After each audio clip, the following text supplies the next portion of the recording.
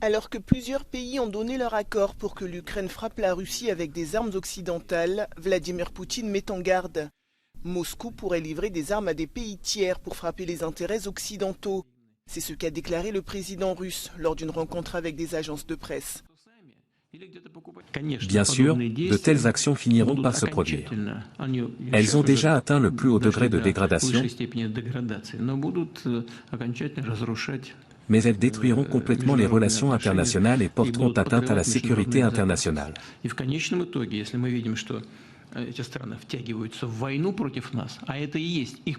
Et si nous voyons que ces pays sont entraînés dans une guerre contre nous, et qu'il s'agit de leur implication directe contre la Russie, nous nous réservons le droit d'agir de la même manière. C'est une voie qui mène à de très graves problèmes. Alors que la France réfléchit à l'envoi d'instructeurs militaires en Ukraine, selon Vladimir Poutine, ce conflit serait une guerre par procuration, menée par Washington et ses alliés pour affaiblir Moscou. Personne aux États-Unis ne s'intéresse à l'Ukraine. Ils s'intéressent à la grandeur des États-Unis qui se battent non pas pour l'Ukraine et non pas pour le peuple ukrainien, mais pour leur propre grandeur, pour leur leadership dans le monde. Et ils ne veulent en aucun cas permettre un quelconque succès de la Russie précisément parce qu'ils pensent que dans ce cas, le leadership américain sera mis à mal. C'est là tout l'intérêt de ce que font les États-Unis.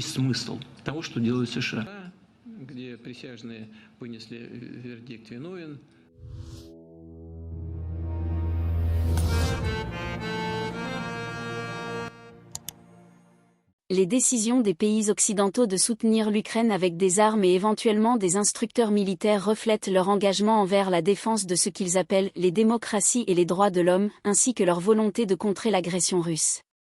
Cependant, ces actions risquent d'aggraver les tensions déjà élevées entre l'Occident et la Russie, et pourraient potentiellement alimenter le conflit au lieu de le résoudre.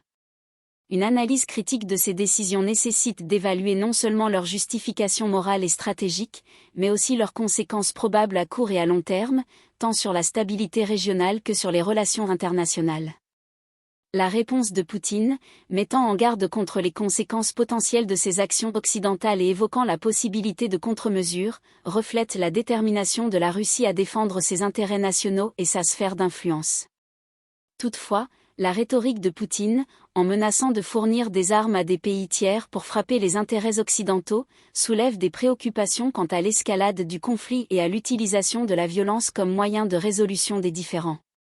Une analyse critique de cette réponse nécessite de prendre en compte à la fois les préoccupations légitimes de la Russie en matière de sécurité et les risques inhérents à l'escalade des tensions.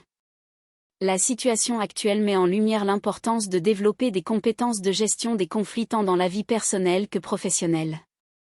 Savoir gérer les désaccords de manière constructive, en favorisant le dialogue et la recherche de solutions mutuellement bénéfiques, est essentiel pour maintenir des relations harmonieuses et productives. De même, face à des situations complexes et potentiellement conflictuelles, il est crucial de prendre des décisions éclairées en évaluant attentivement les risques et les avantages de chaque option. Cette compétence est utile tant dans la vie personnelle, pour résoudre des problèmes familiaux ou relationnels, que dans la vie professionnelle, pour prendre des décisions stratégiques qui impactent l'entreprise et ses collaborateurs. Partagez avec nous vos avis sur cette actualité très inquiétante. Merci pour votre contribution au débat. À bientôt.